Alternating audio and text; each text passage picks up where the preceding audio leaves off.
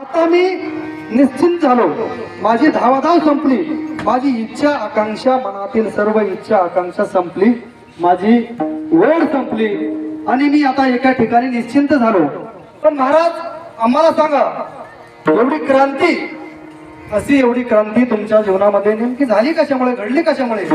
तर महाराज तिसऱ्या चरणामध्ये सांगतात, कवतुक वाटे झाली या वेचाचे, नाममंगलाचे तेने गुणे, आता निश्चिंतीने पावलो भुसावा,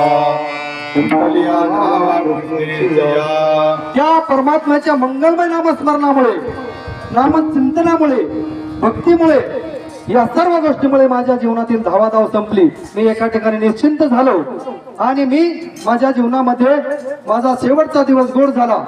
आणि शेवटच्या चरणात महाराज सांगतात, तुका म्हणे मुक्ती परनिली नोवरी, आता दिवस चारी केळी